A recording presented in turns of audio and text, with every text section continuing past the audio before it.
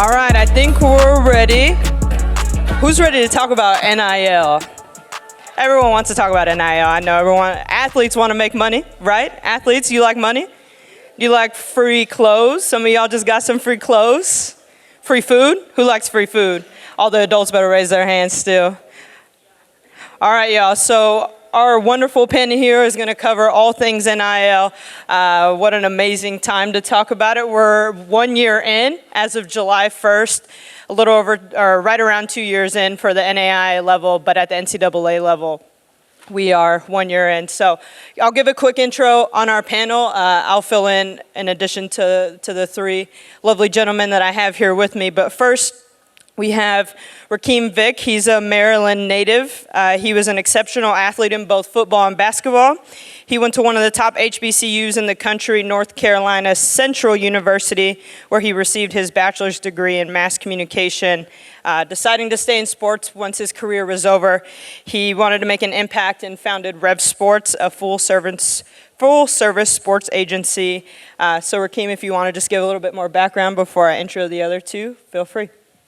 No, absolutely. I appreciate you just introing me. But yeah, R3V Sports was founded because we wanted to increase black representation in sports, first off. But like she said, after my career at North Carolina Central University, I decided to get into this space because my career was cut short. I bruised my spinal cord my senior year, so I only played the first 2 games of my senior year. So a lot of people, take it for granted, life after sports. And I take it very serious, because I lived it and, the game was taken from me. So now we have the opportunity to help student athletes capitalize off building a brand. So it's something that I'm excited about, and I can't wait to talk and learn and grow with you all today. Appreciate that. And then next we have Ashton Keys, a Detroit native, an established professional in sports technology. He is currently the CEO of Athletic, a platform that supports student athletes to connect with monetization opportunities among new laws surrounding NIL. Ashton? Yeah, pleasure to be here. For me, my story was just more on, seeing that it was a new opportunity around NIL, but felt like a lot of the resources was going towards or tailored towards just the top end of sports, and realized that there's a lot of opportunities for underrepresented athletes in other sports, not just football and basketball, and wanted to help people understand how they can monetize themselves within that space. Michigan is a big sports town, sports city. I went to Michigan State University and worked in our athletics there, and realized even there when I was working there that a lot of the money went towards those top sports, but it's a lot of great players, a lot of great athletes across the spectrum, and NIL should be for everybody, just not those sports. Absolutely. And last but not least, we have Mike Grace, Mr. 40 Under 40, and 2020 by Triad's Black Business Inc. magazine. He is currently the corporate attorney at Kilpatrick Townsend and Stockton. I will not steal your thunder, and I'll let you intro yourself. No, thank you, Bri, and honored to be here today with all of you. Like my other panelists, I was a former college athlete. Thought that it was something I was going to do the rest of my life. And that reality finally hit. And that's when law school came into play and being an attorney. And while my practice doesn't center around NIL or sports, I've been looking for different opportunities and avenues to incorporate sports into my practice. So hopefully, with the NIL growing and changing, hopefully I can get involved similar to my panelists. So look forward to it. Love it. And then last but not least, my name is Bri Cassidy. I'm the director of NIL education at Open Doors. We're a NIL company that handles all things NIL for over 100 schools across the country. My job is all things education. I was in student athlete development before this, so that life after sport, all the things you're gonna be hearing about over the next 2 days, everything that Classy's about, really just appreciate her having all of us to talk all things NIL. So let's get into it. First question, we just wrapped up year 1 of NIL in college athletics. What's a moment or a storyline in the first year of NIL that really sticks out to you? Any one of you can start. You want me to start? All right, I'll start. So I've been keeping up with it closely. I think one of the best stories that I heard was from BYU, where a partner with BYU Athletics, I think, paid for the scholarship or paid tuition for 36 walk-on athletes. I thought that was big because a lot of critics and critiques about the NIL was that it wouldn't be fair, that it would only benefit the top 1%, it would benefit the quarterbacks at Alabama and the point guard at Carolina. But, that kind of debunks that criticism, and it is not just exclusive to those big-time athletes at those big-time schools, which is what we want to see. There's a bunch of athletes out there working hard with substantial name, image, and likeness that could benefit from that. So I think it's great to see something like that at BYU. Yeah, I think something similar. And I think this is a great example or opportunity for how to, as an athlete, what brands look for and to kind of make yourself marketable. So we did a partnership with Blake Corum at University of Michigan. And one of the cool things about him is like everything he looks for is like how can he make an impact. So it's not just all about cash. He actually donated a portion of his capital from his NIL to actually support charity. And one of his organizations that he supported was to help young underrepresented athletes to get equipment. So playing football, baseball, hockey. If you come from a lower income neighborhood, it's actually hard to pay for cleats and pay for all the equipment. So it was a big moment to see, an athlete at that stature have that type of recognition to say, I have a name, I have influence, and don't just give me the cash. Like, what can you donate to this organization, and can I make an impact? And I think that's one of the reasons why a lot of brands want to work with him is because of the fact that he has that type of brand and he has that type of knowledge in terms of what he could do to be impactful. No, to piggyback on that, first thing that came to mind was, the kid from Pittsburgh. He was a long snapper. He wasn't the quarterback, wasn't the running back, wasn't the one scoring the touchdowns. He was the long snapper, and he partnered with a children's hospital, local children's hospital, and helped raise over $1 million. And he had it set up to where as though, if he did raise the funds, that he'll shave his head. And he had like this long blonde hair, So they actually raised the funds, and he chopped it. But that was pretty cool to see that. But then the first NIL deal that I saw, I grew up a huge, Master P fan. Love everything that, Percy Miller does. But to see him, with this being tech, his son inked a NIL deal in tech, and it was a big deal, like right out the gate. So, yeah, it was ridiculous. So I'm like, man, here's Master P. Like, it wasn't Rap Snacks. It wasn't, anything else like that. It was a tech company that came out the pocket to, represent and show love in the NIL space. So that was huge. Go for it. It just made me think about the best NIL deal to me so far was Alabama quarterback Kool-Aid. Oh, yeah. It partnered with Kool-Aid. Like, that was the perfect. It was like something that it was so a match made in heaven that I couldn't believe that it took that long to happen. So that was one that I always remembered. I love it. I think the thing here and right now, there's always a lot of media about how NIL is just causing issues in athletic departments, and it's a bad thing. And I want people to understand NIL is inherently good. It creates opportunities for athletes that they have never been able to do before. They can build resumes, they can make money, they can do different things that can change their life in a way that they've never been able to do before, that every other student on their campus could do.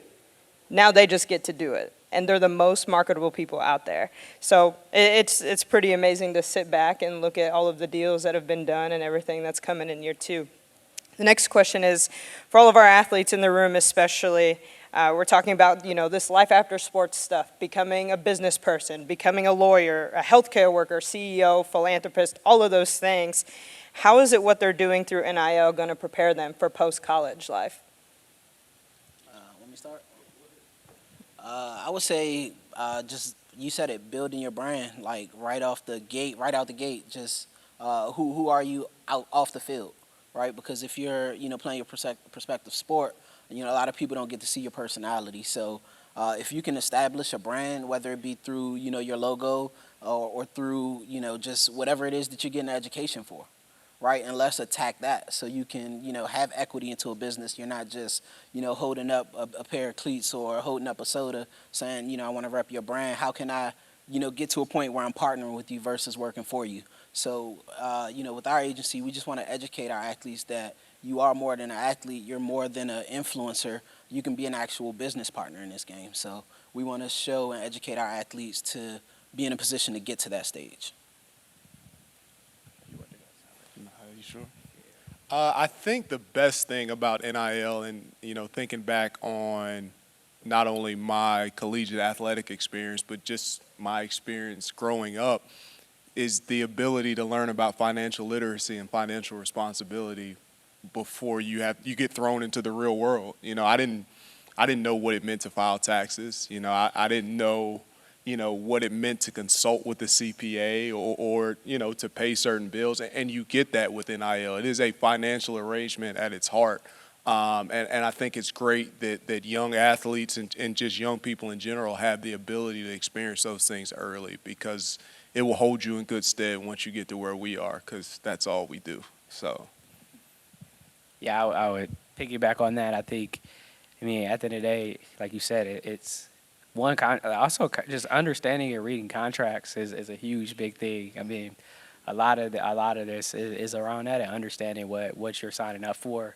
Time management too. I think a lot of the athletes we work with don't realize how time consuming some of these NIL deals can be, but also being you're still a student, you're still an athlete, so you have to manage a lot of things of that nature.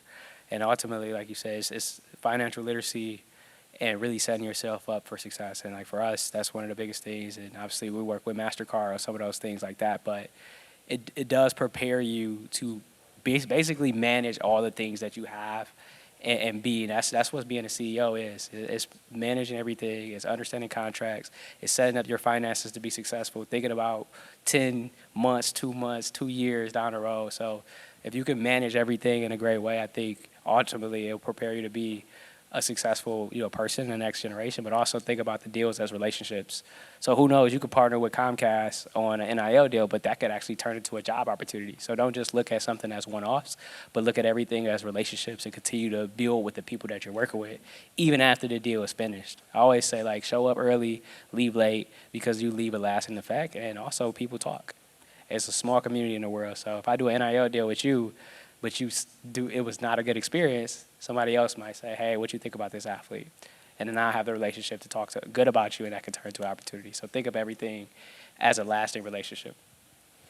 I love that. That's so big. I think if we can create a headline that says NIL turned into jobs, we'll be doing well. I think one of the biggest things is helping athletes understand that the same way you're pitching yourself for deals is the same way you're going to pitch yourself in an interview, right? You're trying to tell someone why they should invest in you, whether that's for an NIL deal, whether that's a position at the company, whether that's an internship, a shadowing opportunity. So when you're engaging with businesses, I encourage you, ask the questions, sit in the room, ask to be a part of the conversation, see how things are working out so you can have that background. Even if it has nothing to do with your deal, at least you're getting that business experience that could change your life forever. And I think that's some of the special stuff that gets left behind in NIL. I know some of you already hit on some amazing stories and deals that have happened over year one, but one that stands out to me is women's volleyball player at the University of Oregon. Her name is Gloria.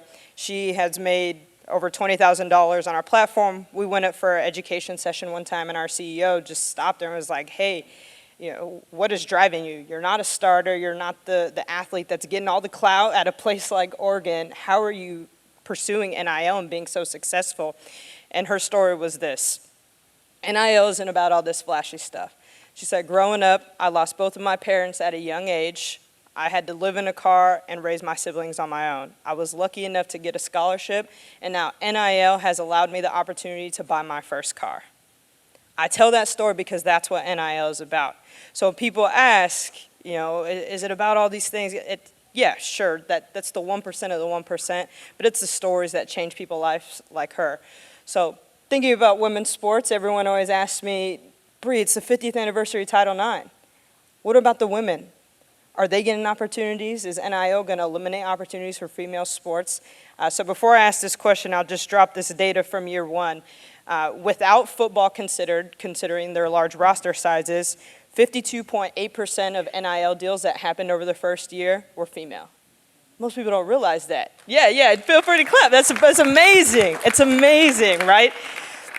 So think about that. So out of that money that they're making, 91% of those deals that they're getting are coming from brands, whereas for the men, only 57% of their deals are coming from brands. So the women are being out there, they're being creative, they're getting active, so men get after the brands a little bit.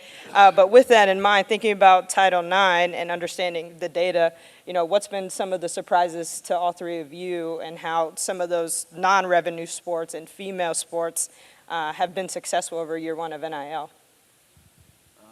I'll go. The first thing that come to mind is TikTok. For the female athletes, they get it and they take advantage. They're taking full advantage of just TikTok and social media altogether. But I think TikTok really is the one that's driving and really showing. You take the data and you take just everything that comes from the engagement in that and how the reach that they're able to get and make. It just makes all the sense in the world for brands, right, to want to back them. Not to mention, the look, the style. They're fashy. They could put the makeup on. They give you the glam. So it's a lot that comes with it. And for a company, it just makes sense. Yeah, I mean, I think for us, it's honestly night and day in terms of just like, one, I think that goes back to what we were talking about before, where I don't not say about all athletes, but I do want to say like the female athletes that we work on our roster, they really go above and beyond. It's so easy to work with, and really, I think it's always this mentality of like not looking at yourself as, hey, I'm an athlete with influence, but I'm actually a creator, because that's two different things. And like being a creator, people that are creators, they really understand who they are, they understand their audience, they understand their content, and they understand what works. And that's why they are more successful, because it's not just, hey, they're paying me X amount of dollars to post, but it's you're paying me to reach my audience. That's two different things. And the female people that we work with, the female athletes that we work with, have been really extremely successful in continuously putting out creative content, continuously marketing to their audience and marketing themselves. So like you said before, like platforms like TikTok, where it's easy to reach and it's easy to repeat that content, but even other things like Instagram Reels and Twitter have as well been successful. And I think that's the beauty of NIL, because it allows things like that to happen, where you can see 50% of the deals go to female athletes, and you can create some sense of equality within the space. So I saw an interview with Paige Becker. She was the point guard at UConn.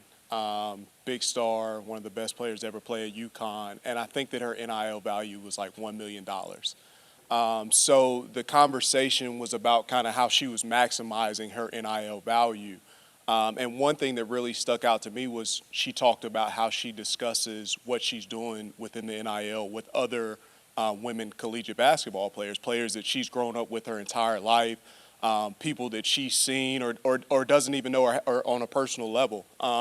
And I thought that was great, that she is already understanding what it means to be a brand and to collaborate with like-minded brands and like-minded individuals to maximize your space. And I don't want to say that I haven't seen the men college athletes doing that, because I'm sure some of that is going on, but that really stood out with me. That stood out to me, and I think it's kind of a microcosm of what we've all been saying, that just the women athletes are on it. I mean, they get it, they understand this opportunity, and I think they're really maximizing it. I hope the guys are doing the same. Little call to action for all the male student athletes in the room. Definitely. Love it. Couple more data points here before we shift gears a little bit, just to stay on this Title IX and male versus female performance. So the number one sport is obviously football. We understand that, we recognize that. But in the top 10 sports, for total compensation, that means dollars, whether that's cash or in kind, so that free merchandise, the food, all of those things valued up. The top 5 out of the top 10 are female sports. Mm-hmm. That's pretty amazing. That means it's pretty split in regards to sport and performance. So women's basketball coming in at 3rd, women's volleyball at 4th, softball at 5th, women's swim and dive at 6th, and women's track and field at 9. So that's top 10 in sports all across the country, across all divisions. It's pretty amazing. That split has remained pretty consistent across the whole year, and I'm excited to see how things change over the next year. So shifting gears here, Ashton and Rakeem, this is for you. You're both entrepreneurs. You both, started your own companies. You're leading things. You're being pioneers. Young minorities leading the way, and I think that's something you should both be proud of. I just want you to share a little bit about the success that you have had in your journey, and taking that life from sport and being an athlete to now leading your own business and company. What advice would you give to an athlete interested in starting their own business, whether it's small or whether they want it to be a big national brand? It's a great question, and I think there's so much advice that I could give, but ultimately I think you just have to always never. I think I said it before, is never take advantage of any opportunity. So every single, you could meet somebody here that 10 years down the road could be a potential value add to your life. And that's happened to me countless times, whether it's investors, it's partnerships, where I would meet somebody 3, 4, 5 years and they just continuously follow my journey. And when they say, hey, I started a company, they're like, okay, how can I support? I've seen over the years your work ethic and what you've done. I want to support you. So think about every action, everything that you put out is an example of your brand. And it's similar to NIL, but that's just anything you do in life, whether it's your schoolwork, when you meet somebody and you just have a conversation, just everything is an opportunity for you to market yourself. I think the second thing is to be patient. So a lot of my experience was I knew I wanted to be an entrepreneur, but I knew I had to get the right experiences to do it successfully. So every job I took was, okay, this job I can gain this experience, this job I can gain this experience. And it took 3, 4 years to where I felt confident I had the experience I needed. But it's having that foresight and being willing to wait. A lot of times, especially young people in our generation, we want it now. We want to be millionaires tomorrow. And it's like, it takes time. And sometimes you also put a certain amount of pressure on yourself that you haven't reached it in 2 weeks. It's like, I'm not there yet. But it's like, no, it takes time. Enjoy the journey too. Appreciate the small wins. And if you do that, I think you'll be successful. Also, everybody F up. That was my biggest learning when I started talking to all these other founders, and they're like, I don't know what I'm doing either. And it's like, okay, everybody it's a trial and error. That's just life. And don't think you have to know every answer. The biggest thing is just starting and start that process to continue to iterate and build in based on what you want to do. No, that's big. I would say it's so much. It's a lot that I can say, but I would say start. Lateral. Everybody, everybody's in a space to where they want to win, where they want to be the best at what they do, and they want to get the credit for being great, or, I did this, I did that, I did it on my own, I got it out the mud. Don't reinvent the wheel, man. You don't have to reinvent the wheel. There's so many people out here that are doing what you're doing. Sometimes you're going to have to move lateral to get vertical.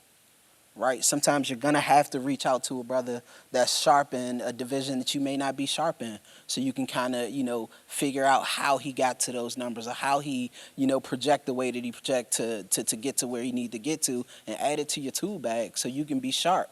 And it is iron sharpening iron. That's going to make you better. So for me, I would say, again, take advantage of everything. Don't leave nothing on the table, because it's you we're talking about, right? So you got to believe in yourself. You got to have that will to win. And I think if you add all of that stuff into the mix, it gives you that grit, and that want to be successful. So when you're talking about, creating your own business or starting your own business, all of these things are taken into consideration, right? You have to walk a certain way. You can't be scared to, speak up when you're in a room full of people, because you're believing in yourself. You're counting on yourself. You're betting on yourself. So no one's going to, take you serious if you're not taking yourself serious, right? When it comes to, you being marketable, right? What are you doing on your social, right? Are you posting, things that, aren't good? At the end of the day, you want to be a business owner. You want to, run your own show. Who's going to want to follow you if you're not on time? Right? Are you accountable? Are you holding yourself accountable? Are you admitting when you're wrong? When your vision isn't as clear, can you express that to other people so they can follow you? Are you likable? Do people like you? Can people listen to you? Right? All of these things play a huge part in you running your own and, having somebody trust and believe in, the things that you're selling, right? Can you talk to parents?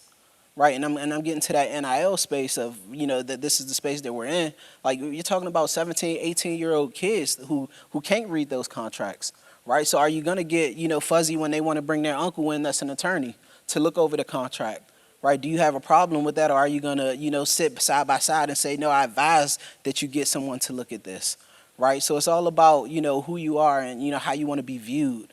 That plays a key part in, you running your own business and, being this, this business person or this business owner. So Out here dropping gems. I love it. I'm a pivot a little bit and take one of the things you said as a follow-up. Something I'm always telling athletes is social media is your second resume. You have your paper resume that you hand in, but I guarantee you whatever company you're applying for, whatever NIL deal you're pursuing, people are looking at your social media. It's that second resume, and you have to pay attention to it.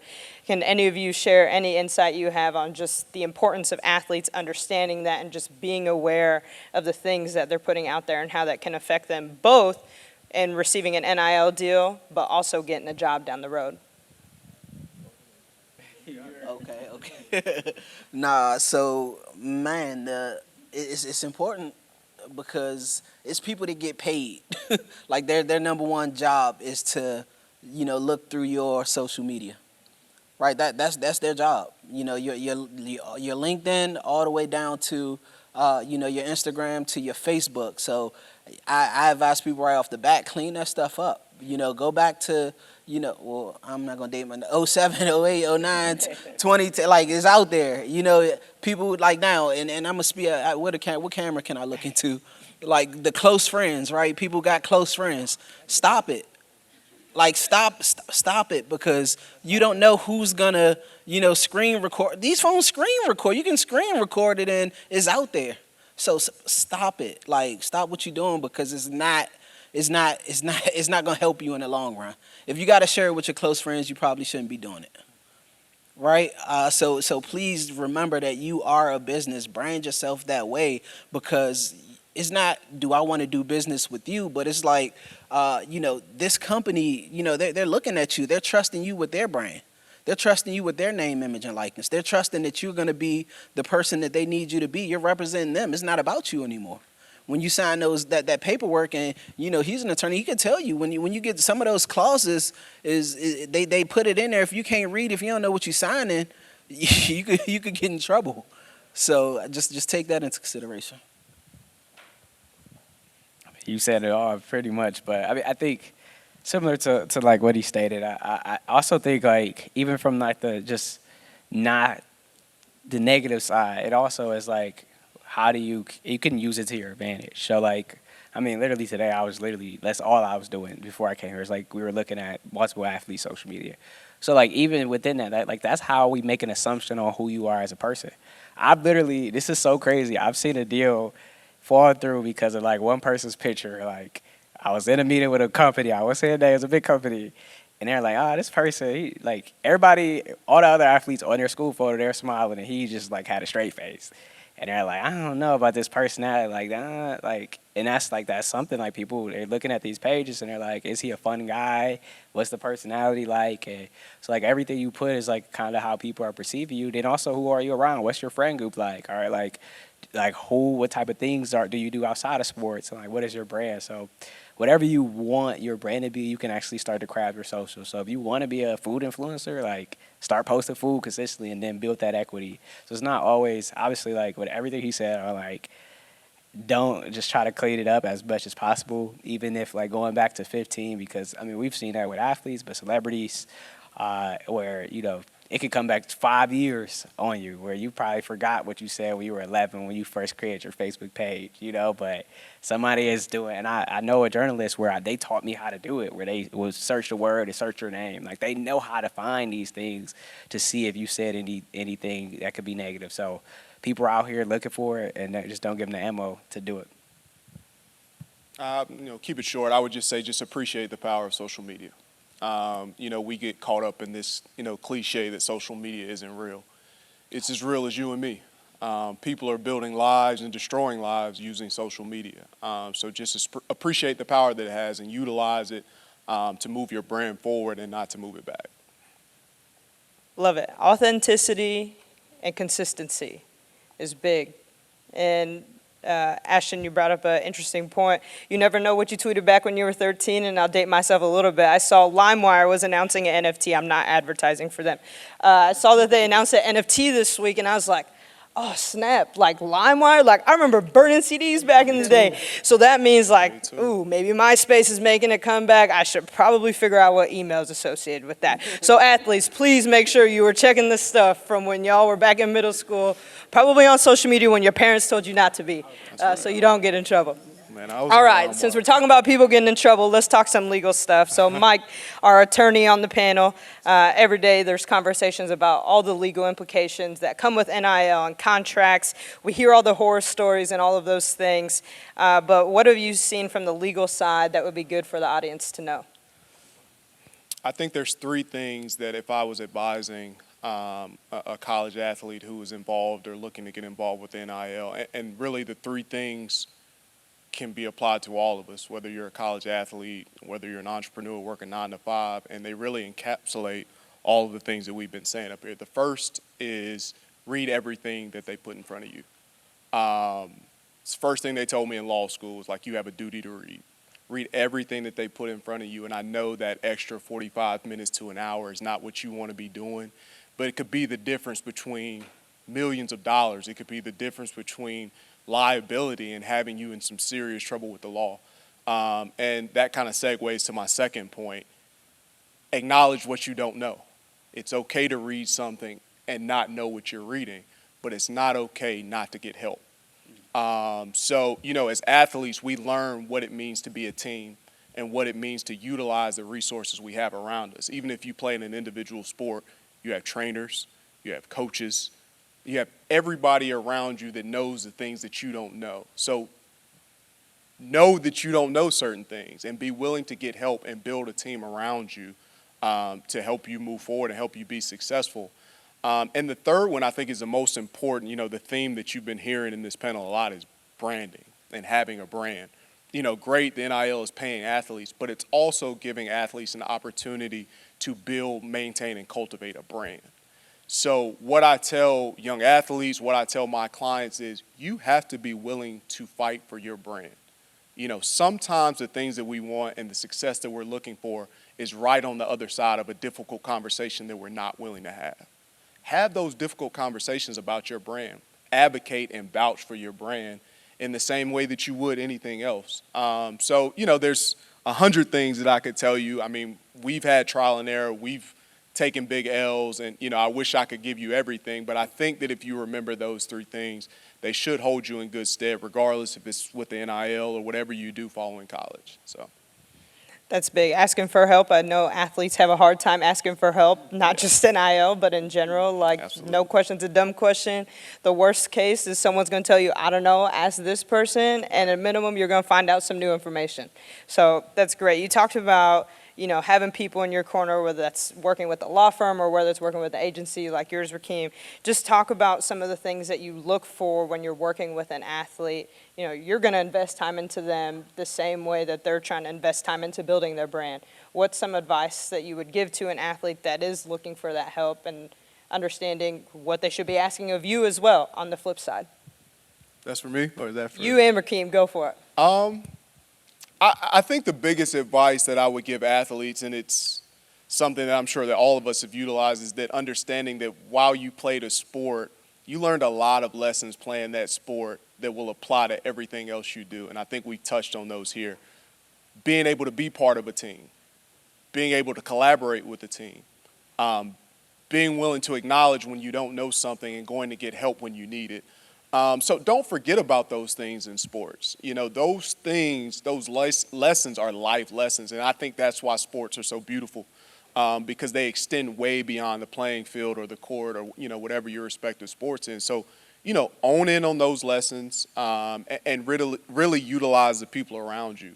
You've met, even at this conference, you've got attorneys, you've got doctors, you've got entrepreneurs, all kinds of people doing a lot of amazing things. There's no reason why you shouldn't be having conversations with these people, getting cards, following up with emails. That, to me, that is the key to being successful is utilizing and really realizing what you have around you and the people around you. So that's my biggest focus.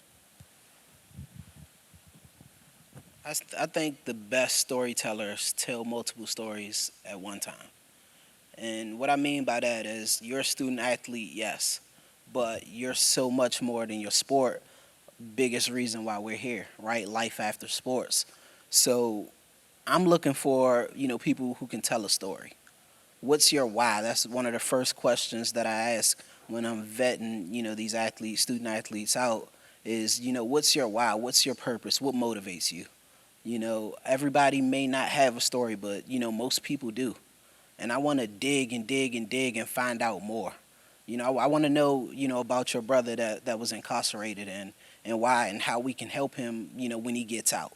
Right? I want to know about grandma. I want to know about, your dad. I want to hear all these stories so I can help because, like he said, there's no reason for us not to be in a position where we can help you.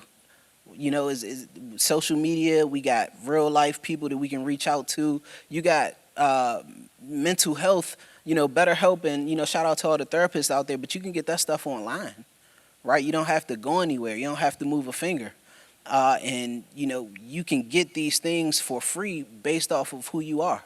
Based off your name, image, and likeness, you can get these things for free because people want to partner with you, but use your platform to tell the story. So I like to find out those stories so I can branch off, right? Because you're so much bigger than your sport, right? I want to put you in a position where you can really collab and, become your best self, because when you're becoming your best self, it's going to make the people around you better, right? So that's why I go after those stories. I wanted to be that real, that authentic, because I want to bless you, but I want you to be a blessing to others.